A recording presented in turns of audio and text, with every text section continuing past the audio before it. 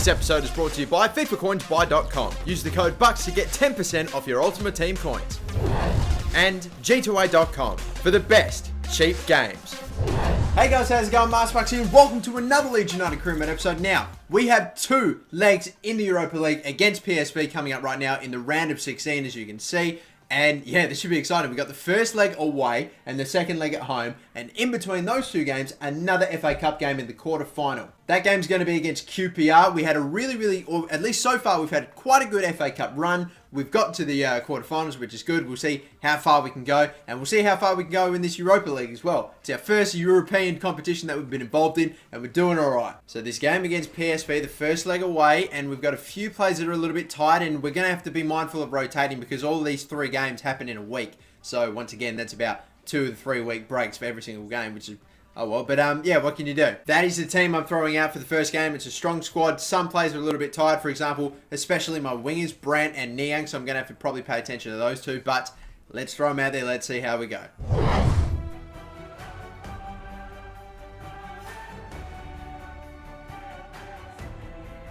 So this is it, eh? This is exciting. The last 16 in the Europa League. Just how far can this recently as in about a season ago, but still... this recently promoted Leeds side, how far can we go? There we go. Playing this calmer now. This is good. Still going up the middle though. You know I love it. And look, Barluli's actually going to go. I see Niang making an okay run. Decent run at that. He's getting pushed off the ball. And then the bloody... he runs right into his keeper and does a bloody fucking somersault. It's ridiculous. Whoa, that's a huge tackle. Massive. He's down after that as well. He's not injured per se, but... we actually now have the ball after that. That is crazy. And we're still fucking passing around like fucking knobs. What are we doing, guys? Come on. Try one more. That's nice for Lacazette. Come on, Lacazette. Do the move. Do it. Hit it. Nice and hard. Man, that keeper. It is either right at him or he is a beast. Lay it off. Hit. Hard. Saved. Again. Nah, I'm sold. This keeper is a fucking beast. Oh, shit. He's on. He is on. I'm just going to control the player off the ball. Yeah, it's hit the post. Just grab it, please.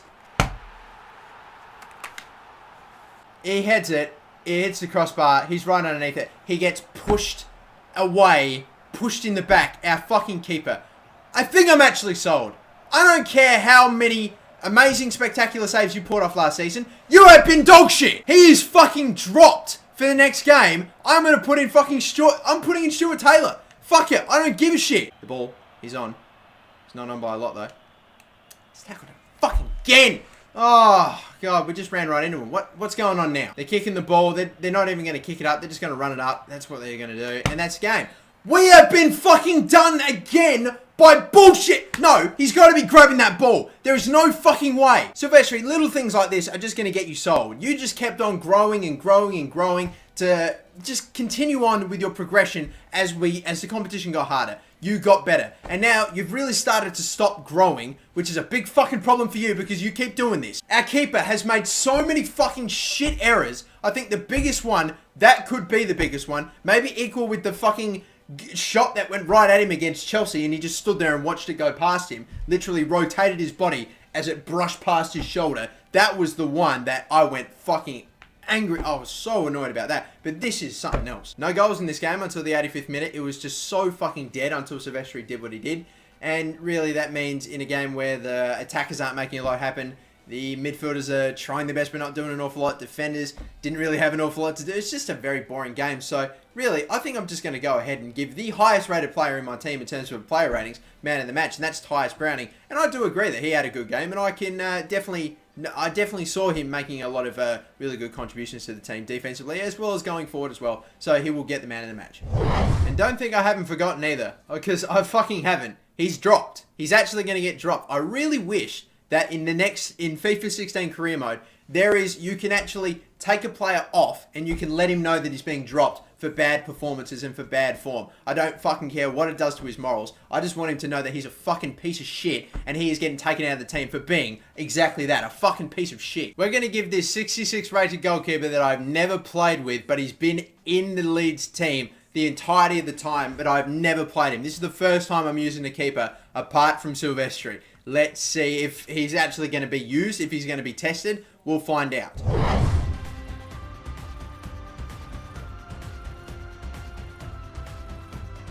And have a look at this. We've got Manchester United going through, either Arsenal or West Brom going through, Newcastle going through as well. I know this is going to sound crazy, but QPR have actually gotten themselves into a pretty good spot in the table in the Premier League. So I'm only assuming that they're not as, as easy as what maybe a few of you watching would probably think. So I'm not going to take it lighthearted, and I saw that run being made. That ball was fantastic, but fucking Traore is an absolute monster. Got one, got one, got one. Yeah, the slide tackle. He's missed it. Got one. Adrian's on a run. The lob through ball. We got one. Oh, we've absolutely got one. He's just got to get away, that's all.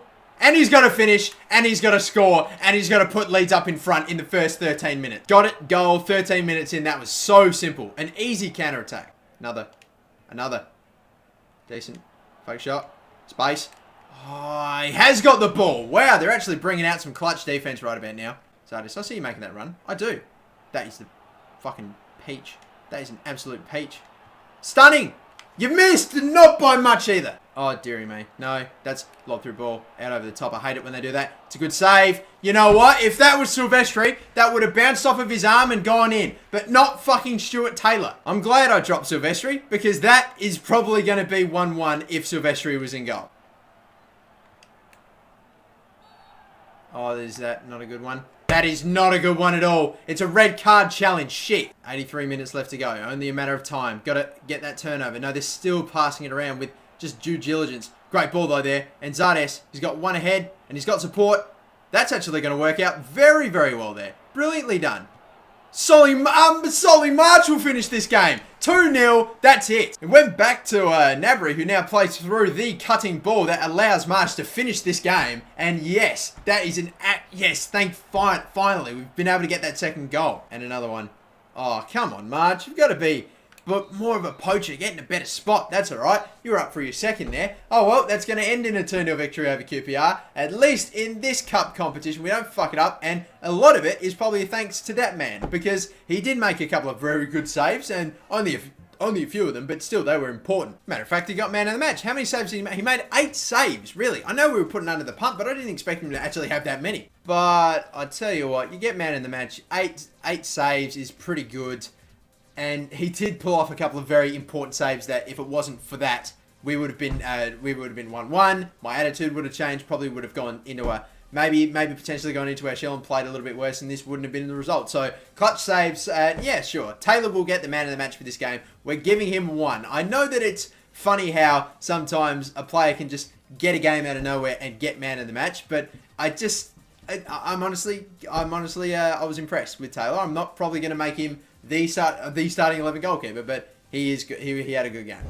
And now we are going to play either West Bromwich Albion, Arsenal, Manchester United, or Newcastle. Newcastle, my bogey team. Arsenal, we've been able to beat on several occasions this season. West Bromwich Albion, they're just West Bromwich Albion. I'm sure they won't be anything amazing. Not on the same level as these 3 other clubs. And Manchester United, of course, they are Manchester United. So, 4 days later, we have the next game against PSV, the second leg. We are 1-0 down on aggregate, and if they get a goal, I think that's away goals as well, and that fucks us. Do I really want to do it? Do I really want to punish Silvestri even further? But to be fair, when you have a great game and a man of the match worthy game, I suppose you are warranted to get at least one more game. And so now, this is happening. Alright, we have got Stuart Taylor in goal again for the second leg against PSV. We need at least a goal to keep on going. If they score, then that means we need like 3 or something like that. We'll figure it out when we get going. But this is it. That is the team that we're putting up. Sam Byram's going to be playing at the right mid spot. Stevanovic swapping over to the left.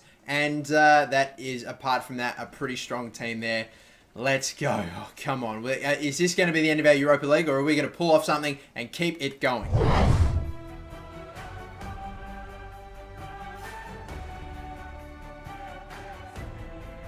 Still plenty of very, very good teams left in here. I'm thinking really quickly, Roma. That's it. That didn't last long, did it? My point being that I'm just saying, for the Europa League, there are some great teams in here. Some that you'd probably expect to be playing Champions League. But now we'll continue on. Let's bloody go. Let's go. Come on. We just need 1-1 goal. Oh, brilliant block. Actually, really, really good there. I love that stuff. And now we're going to go for a run. Lacazette's ahead of me. Bloody, fucking, he's slow as all hell. And Bentaleb, he's actually having to put the burners on. Now Byram as well, he's going to change the game right there. He gets fouled. He gets a penalty. Oh my, wow. I honestly had no idea if he got the ball clean there. It looks like that the second defender that came in actually won the ball, but the other bloke didn't, and he got me right as I came into the box. That is staggering. Sarko now is not in this game, so am I going to get Lacazette to take this penalty? It looks like it. Let's go for the top right, eh? Top right. Not a lot of power on this one, but it doesn't matter because he gets it in the right spot. He puts it the right way, and the keeper goes the wrong way. And now that goal difference is naught, but they score a goal, and that's away goals on for you. Are they going to pass quick? No, because Lacazette's there. He gets tackled, but we are going to keep the ball, though. Good move. Hell of a move. Oh, goodness me. Just got to get that on target. That would have been great. They've got it again. They're still passing through the middle now. Come on. Good, we got it. Keep your feet. Keep your feet. No, you've got to be fucking kidding me. These fucking cunts! There is someone standing in a pretty good spot. If I can get the right amount of weight, that's not what the player I was trying to go to, but have the hit. It's blocked again. Any chance? Whenever they just smash it through, they always seem to avoid all of our players.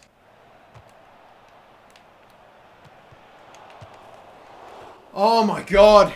We nearly fucking happened again. Nearly the save that went right back to them, but he's missed.